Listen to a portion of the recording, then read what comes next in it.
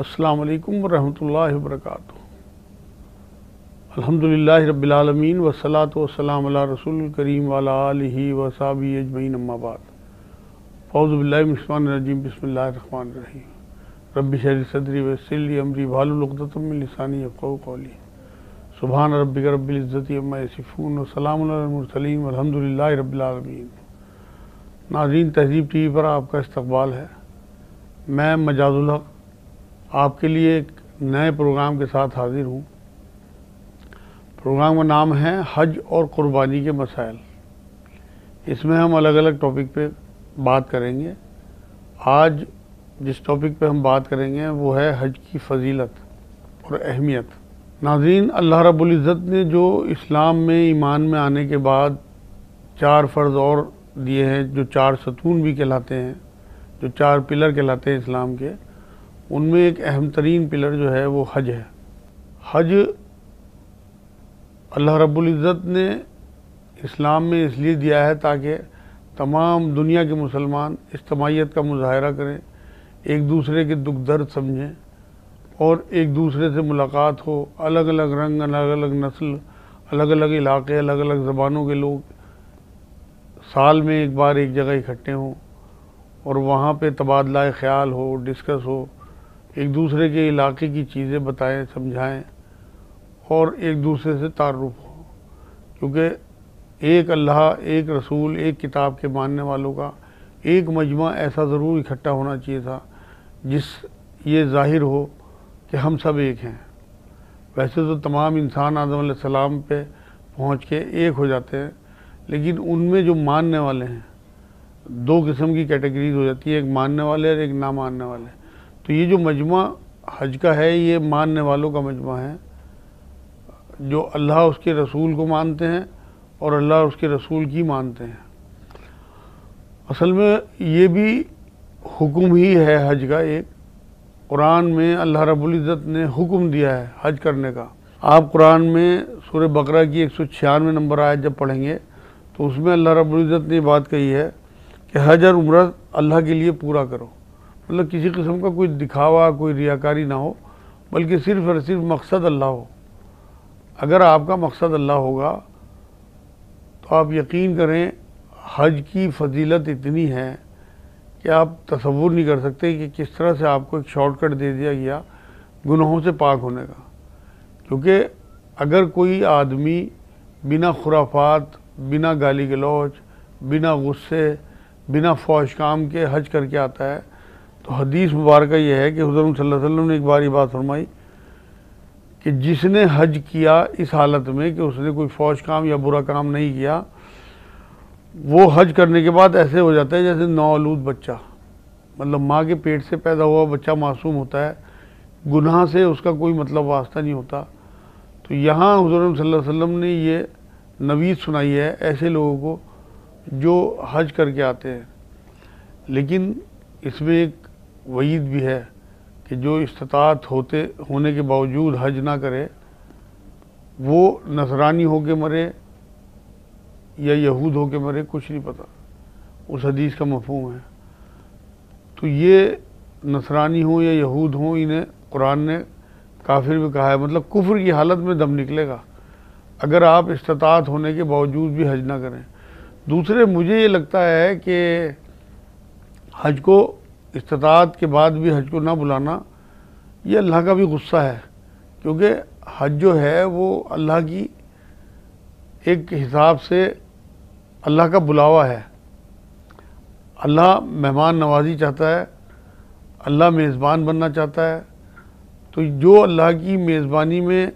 پہنچیں گے لوگ وہ اللہ کے بلائے ہوئے ہوں گے، کیونکہ مہمانوں کو انہی کو پسند کیا جاتا ہے جنہیں اللہ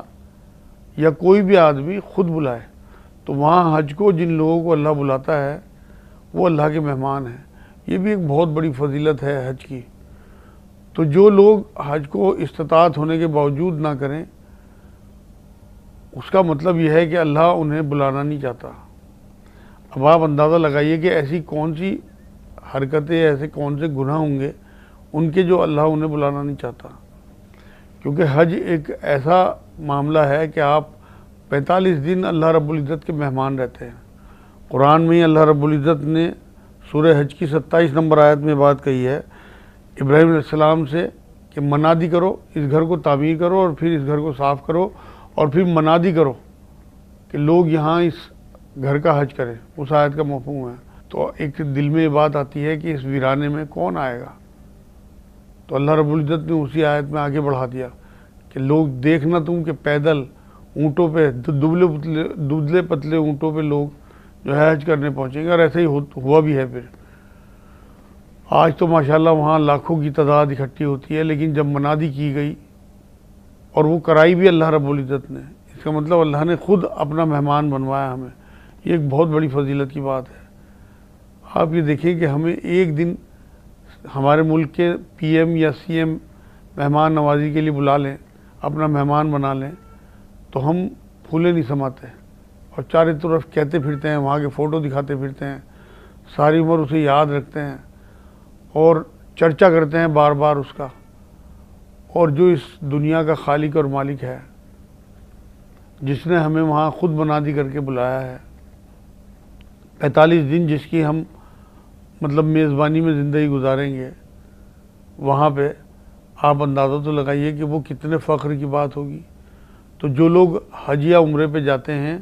وہ اپنے آپ کو کسی بھی قسم سے احساس کمتری کا شکار نہ ہونے دیں۔ یہ فخر کی بات ہے، یہ اللہ رب العزت کی طرف سے انہیں اعزاز دیا گیا ہے کہ اللہ نے اپنے گھر کا مشاہدہ کرانے کے لیے انہیں بلایا۔ اس لیے وہاں رہتے ہوئے کوشش یہ کریں کہ جس میزبان نے آپ کو بلایا ہے مہمانداری کے لیے، تو مہمان کو بھی یہ چاہیے کہ وہ بہت وقار اور بہت عزت کے ساتھ وہاں رہے۔ کسی قسم کا افسوس میزبان کو نہ ہو کہ میں نے انہیں کیوں بلا لیا تھا۔ یہی حج کا حاصل ہے کہ آپ وہاں سے ایسا تقوی، ایسا اپنے اندر کردار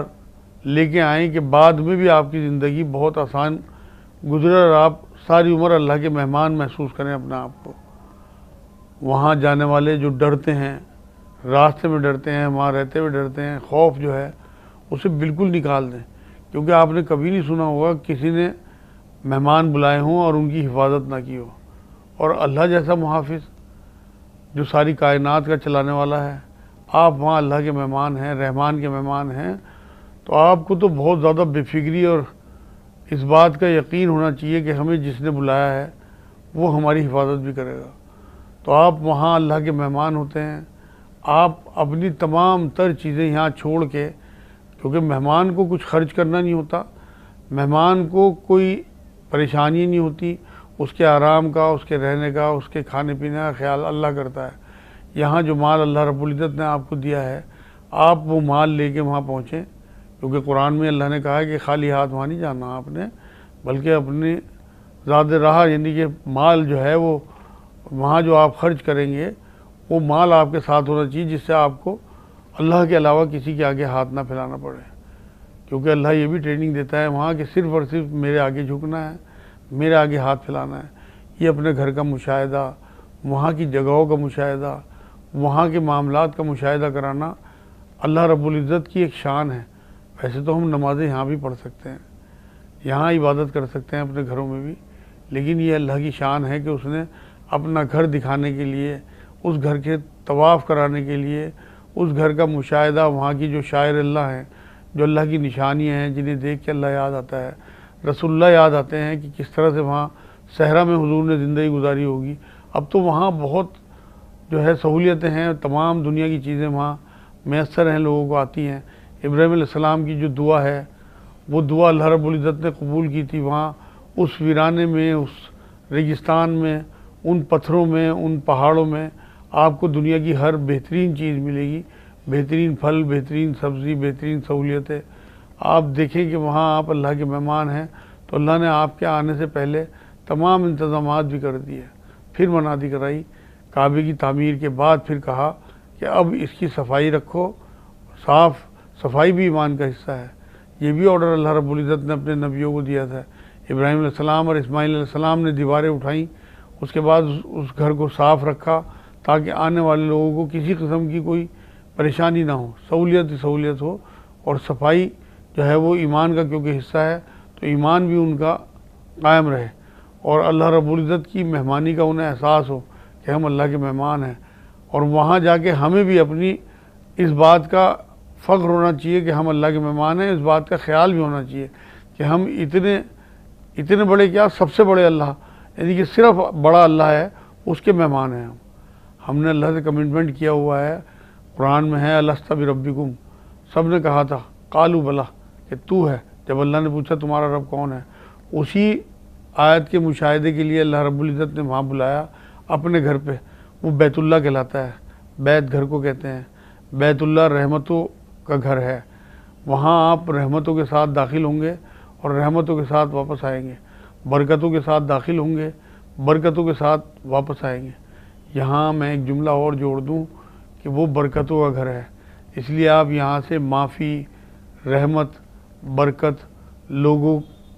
کے گناہ معاف، لوگوں کی جو کوتاہیاں آپ کے ساتھ ہوئی ہیں انہیں معاف کر کے، لوگوں کی غلطیاں معاف کر کے، اور جو آپ سے کوئی کوتاہی ہوئی ہو وہ لوگوں سے معافی مانگ کے، اپنی کوتاہیوں کو معاف کرا کے لوگوں کے حق دے کے آپ وہاں پہنچیں۔ آپ یقین کریں اگر آپ یہ سب کچھ لے کے، معافی اور لوگوں کے لیے جو درگزر ہے وہ لے کے آپ وہاں پہنچیں گے، تو آپ جب واپس آئیں گے تو آپ کے اندر ایسی درگزر، ایسی رحمت، ایسی انکساری ہوگی کہ آپ یقین کریں وہ آپ کو پہلے میسر نہیں آئی ہوگی۔ یہ حلاوت آپ کو اسی ٹائم محسوس ہوگی جب آپ واپس آئیں گے۔ یہ بھی ایک حج کی فضیلتوں میں سے ہے کہ آپ جس حالت میں جاتے ہیں اسی حالت میں برکتوں کے ساتھ واپس آتے ہیں۔ برکت کہتے ہیں کسی بھی چیز میں بنا دیکھے بڑھوتری ہو جانا، انسین بڑھوتری ہو جانا، چاہے وہ مال ہو، چاہے وہ وقت ہو، چاہے وہ عبادت ہو، چاہے وہ رحمت ہو، چاہے وہ اللہ کا فضل ہو، اس میں آپ کی بنا دیکھے، بنا کوشش کے اللہ رب العزت کی طرف سے بڑھتے چلے جانا بنا دیکھے، تو یہ سب برکت کہلاتی ہے۔ تو جب آپ حج کر کے آتے ہیں تو آپ کی ان تمام نیکیوں میں، ان تمام معافیوں میں، ان تمام انکساریوں میں اللہ رب العزت کی طرف سے برکت ہوتی ہے، اور آپ محبتوں والے ہو جاتے ہیں کہ آپ کو تمام مخلوق سے، تمام جن و انس، ناظرین انس کہتے ہیں سانس لینے والوں کو، اور جن کہتے ہیں تمام پردے کی مخلوق کو۔ تو انس میں صرف انسان ہی نہیں آتے، بلکہ جتنی بھی چیزیں سانس لینے والی ہیں،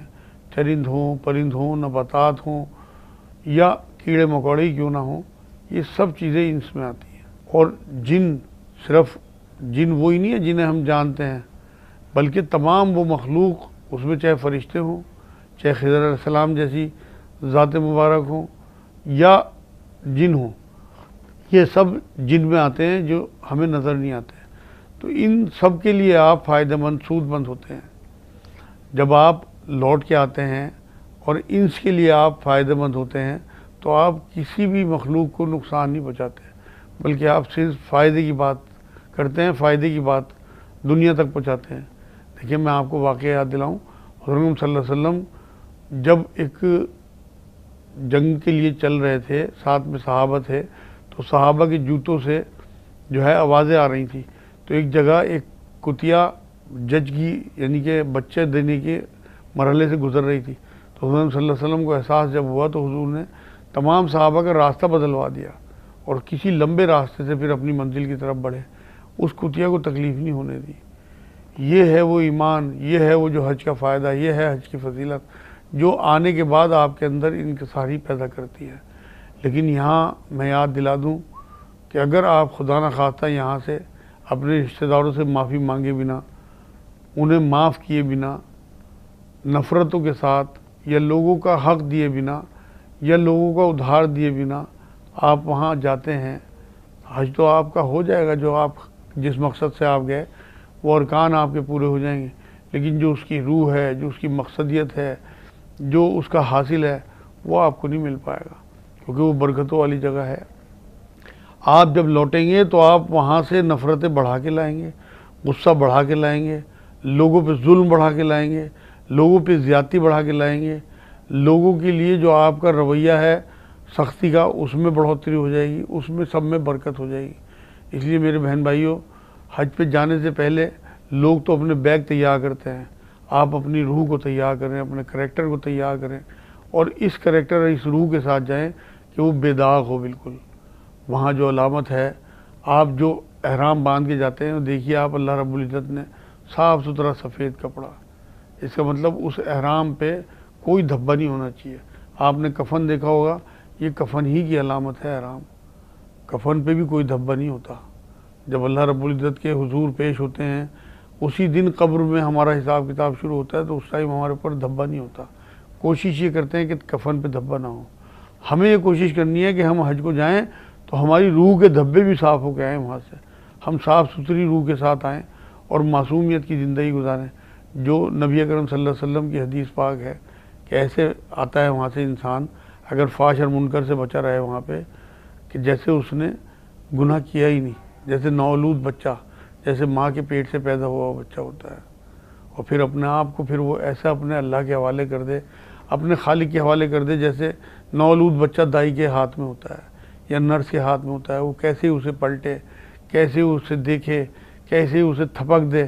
کیسے اسے نہلا دے، کیسے اس کے کپڑے بدل دے، اس کی اپنی کوئی چوائس یا کوئی خواہش نہیں ہوتی۔ تو ہم اگر وہاں سے بالکل معصوم ہو کے آتے ہیں اور ہم واقعی اپنی روح کو پاک کر کے آتے ہیں تو ہم اللہ رب العزت کے حوالے اپنے آپ کو اسی طرح سے کر دیں کہ جیسے نوولود بچہ ہوتا ہے، کہ ہم پھر اپنی کوئی خواہش نہ ہو بلکہ ہماری تمام خواہشات ہمارے اللہ رب العزت کے حوالے ہو جائیں اور ہم اس کی خواہشوں کے حساب سے چلیں۔ آپ یہ دیکھیں کہ ہمیں حرام حلال کی تمیز بھی حج ہی سکھاتا ہے۔ ہمیں احرام کا مطلب یہ ہے کہ اس میں بہت ساری چیزیں ہمارے اوپر حرام کر دی جاتی ہیں۔ آپ اپنے بال نہیں کٹوا سکتے، آپ اپنی میل نہیں اتار سکتے، آپ اپنا پھنسی پھوڑا نہیں پھوڑ سکتے، آپ کسی موذی جانور کو نہیں مار سکتے۔ آپ یہ اندازہ تو کریں کہ آپ کو کتنی اللہ رب العزت ٹریننگ کرا رہا ہے۔ یہ 45 دن کا آپ کا ایک ٹریننگ کا کیمپ ہے کہ آپ کو اللہ رب العزت جو ہے ایک ایسی ٹریننگ کیمپ میں لے جاتا ہے جہاں آپ کو حرام حلال کی تمیز، پاکی ناپاکی کی تمیز، لوگوں کے ساتھ محبتوں کی تمیز، لوگوں کے ساتھ انکساری عاجزی اور جذباتیت کی تمیز، یہ ساری چیزیں آپ کو اللہ حج کی فضیلتوں میں سکھا دیتا ہے۔ تو حج جو ہے وہ ایسا رکن ہے اور ایسی چیز ہے کہ جو اگر پیسے آپ کے پاس ہیں تو آپ بالکل حج کو جائیں اور اللہ رب العزت سے وہاں دعائیں کریں۔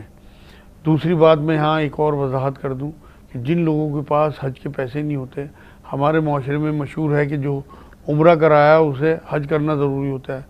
یہ کسی حدیث سے یا کسی قرآن کی آیت سے ثابت نہیں ہے۔ جن لوگوں کے پاس حج تھوڑا مہنگا ہے، آج کل پیسے زیادہ چاہیے ہوتے ہیں، بہت سے لوگ مزدوری کر کے یا ہلکے بزنس والے تھوڑے بہت پیسے اکٹھے کر لیتے ہیں کہ ان کے پاس 1,50,000 روپے اکٹھا ہو جائے، تو وہ اپنی زندگی میں کم سے کم اللہ کا گھر ضرور دیکھ کے آئیں، حضور اکرم صلی اللہ علیہ وسلم کا روزہ مبارک خود دیکھ کے آئیں، کیونکہ حضور نے بات فرمائی جس نے میرا روزہ دیکھا اس نے مجھے ہی دیکھا گویا۔ تو اس لیے اپنے ان پیسوں کا فائدہ اٹھائیں، اکٹھے کریں پیسے، اور آپ کے اوپر کوئی حج فرض نہیں ہو۔ حج کی فرضیت کی الگ بالکل معاملے ہیں، وہ میں انشاءاللہ کسی پروگرام میں بیان کر دوں گا، لیکن عمرے کے لیے آپ کو بالکل کسی چیز کی ضرورت نہیں ہے، نہ آگے آپ کے اوپر حج فرض ہوگا، بلکہ آپ عمرے میں جا کے دعا کر سکتے ہیں اللہ سے کہ اللہ مجھے حج کے لیے بلا لے، تو اللہ آپ کو اتنا مال و متاع دے دے گا کہ پھر وہ آپ کو حج کے لیے بلا لے گا انشاءاللہ۔ تو اس لیے میرے بہن بھائیوں، اگر آپ کو یہ چانس ملتا ہے کہ آپ حج نہیں کر پا رہے ہیں، عمرہ کر پا رہے ہیں، تو آپ خوش نصیب ہیں کہ آپ اللہ رب العزت کا گھر دیکھ آئیں گے، آپ اس کے نبی کا روزہ دیکھ آئیں گے، جو بہت فضیلت کی بات ہے، آپ کی آنکھوں کی ٹھنڈک ہوگی۔ دوسری ایک بات یہ سنی ہوگی آپ نے، بہت مشہور ہے کہ اللہ کے گھر پہ جو ہے پہلی نظر پڑتے ہی جو بھی دعا کی جاتی ہے وہ قبول ہو جاتی ہے۔ تو جو لوگ بھی عمرے پہ جائیں یا حج کو جائیں، انہیں میں یہ وضاحت کر دوں کہ جب پہلی بار کعبہ شریف دیکھیں، بیت اللہ دیکھیں، اللہ کا گھر دیکھیں، اس پہ پہلی نظر پڑے تو واقعی چمچماتی ہوئی ایسی تجلی آتی ہے کہ آپ تصور نہیں کر سکتے۔ میں تو اپنا مشاہدہ آپ کو بتا رہا ہوں۔ تو اس ٹائم آپ صرف ایک دعا کریں کہ جتنے دن کے لیے بھی آپ گئے ہوں، مان لو 20 دن کے عمرے پہ گئے ہوں یا 45 دن کے حج پہ گئے ہوں، تو آپ صرف اللہ سے ایک دعا کریں کہ اللہ رب العزت جتنے دن میں یہاں ہوں، میں یہاں جو بھی دعا تیرے سے کروں اسے قبول کر لینا۔ یہ ایک ایسی دعا ہے جو آگے تک آپ کے کام آتی رہے گی، جتنے بھی دن آپ وہاں رہیں گے انشاءاللہ جو دعا آپ قبول کریں گے وہ آپ پہلی نظر پڑتے ہی اللہ سے آپ نے کمٹمنٹ کر لیا۔ اللہ وعدے کا پکا، اپنے قول کا پکا اور سچا ہے، وہ اپنے قول سے کبھی نہیں ہٹتا۔ اگر اللہ رب العزت نے آپ کی یہ دعا قبول کر لی تو آپ کا ایک حساب سے جشن کا معاملہ ہوگا، آپ کے مزے آ گئے یہ کہا جائے گا۔ کہ آپ جتنے دن وہاں رہیں گے، جو دعائیں کریں گے اپنے یا دوسروں کے لیے، اللہ تمام دعائیں قبول کریں گے انشاءاللہ تعالیٰ۔ اور یہ آپ کے لیے بہت فضیلت کی اور اس کی بات ہوگی کہ آپ کو اللہ رب العزت نے ایسا حج یا عمرہ دیا کہ جو آپ کو مطلب اس طرح کی فضیلت دلوا رہا ہے اللہ سے کہ آپ نے دعاؤں کا معاملہ کیا۔ دوسری بات یہ ہے کہ آپ جس لباس میں وہاں جاتے ہیں، آپ اسٹیٹمنٹ اپنا درج کراتے ہیں وہاں اللہ رب العزت سے کہ اللہ دیکھ لے۔ آپ سب سے پہلے تو جا کے کہتے ہیں لبیک، کیونکہ منادی کرائی اللہ رب العزت نے ابراہیم علیہ السلام سے، اسماعیل علیہ السلام سے، اور تب آپ کو وہاں بلوایا۔ تو آپ جا کے کہتے ہیں اللہ تو نے مجھے بلایا اور میں حاضر ہوں، لبیک اللہم لبیک، لبیک لا شریک لک لبیک، لبیک ان الحمد والنعمت لک والملک لا شریک لک۔ یہ سارا تلبیہ جو ہے یہ آپ کا مظہر ہے اس بات کا کہ آپ اللہ کے بلاوے پہ آپ وہاں پہنچے ہیں اور آپ نے لبیک کہہ دیا اللہ کے بلاوے پہ۔ تو وہاں جب آپ لبیک کہنے کے بعد سفید لباس میں اپنا اسٹیٹمنٹ درج کراتے ہیں کہ اللہ میں آ گیا، دیکھ لے، اس میں میرا لباس سفید ہے، اس پہ کسی کے خون کے دھبے نہیں ہیں، میں نے کسی کا خون نہیں کیا، میں نے کسی کا خون نہیں بہایا۔ پھر آپ اسی لباس کے حوالے سے اللہ کو یہ بات کہتے ہیں کہ اللہ اس میں جیب بھی نہیں ہے، میں نے کسی کی جیب نہیں کاٹی، میں نے کسی کا حق نہیں مارا، میں نے کسی کو مالی نقصان نہیں پہنچایا، میں نے دوسرے کو مال کو اپنے اوپر حرام کر لیا۔ تو یہ آپ وہاں اپنا اسٹیٹمنٹ اللہ رب العزت کو دیتے ہیں، مطلب میں نے کسی کو نہیں لوٹا۔ اسی طرح سے بنا آپ ٹوپی کے یا بنا پگڑی کے وہاں رہتے ہیں، آپ کا سر ننگا ہوتا ہے، تو وہاں آپ اللہ کو یہ بات کہتے ہیں کہ اللہ رب العزت سے کہ اللہ دیکھ لے، میں نے کسی کی پگڑی نہیں اچھالی، میرے تو اپنے سر پہ ہی پگڑی نہیں ہے، ننگا سر ہوں، تو میں کسی کی کیا پگڑی اچھالوں گا؟ میں نے طے کر لیا کہ اب میں کسی کی عزت نہیں اچھالوں گا، پگڑی نہیں اچھالوں گا۔ تو یہ وہ چیزیں ہیں جو آپ وہاں جا کے اللہ رب العزت کو اسٹیٹمنٹ دیتے ہیں۔ تو وہاں آپ کی اپنی جو سر ہے وہ خالی ہوتا ہے، آپ کی جیب نہیں ہوتی، آپ کو مال و متاع سے وہ محبت جو دنیا میں یہاں رہتے ہوئے آپ اپنے علاقوں میں رہتے ہوئے آپ کرتے ہو، وہاں آپ کی وہ سب چیزیں بھلا دی جاتی ہیں۔ اگر آپ واقعی اخلاص کے ساتھ حج کرنے گئے، جو آیت ہے قرآن کی، صرف اور صرف اللہ کے لیے آپ حج کرنے گئے، تو یہ ساری چیزیں آپ کے اندر سے نکل جاتی ہیں، اور پھر آپ ایک بہترین خالص حج کرتے ہیں، اور اس کے بعد جو آپ کو اللہ رب العزت سے ملتا ہے وہ ہے تقویٰ۔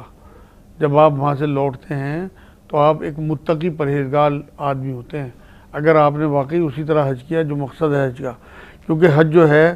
وہ شارٹ کٹ ہے بندوں کو پاک کرنے کا، بندوں کو تزکیہ کرنے کا بندوں کا۔ تو یہ آپ اپنے ذہنوں میں رکھیں کہ حج کی جو فضیلت ہے وہ آپ کو پاک کرنا ہے، ایک شارٹ کٹ دینا ہے نجات کا۔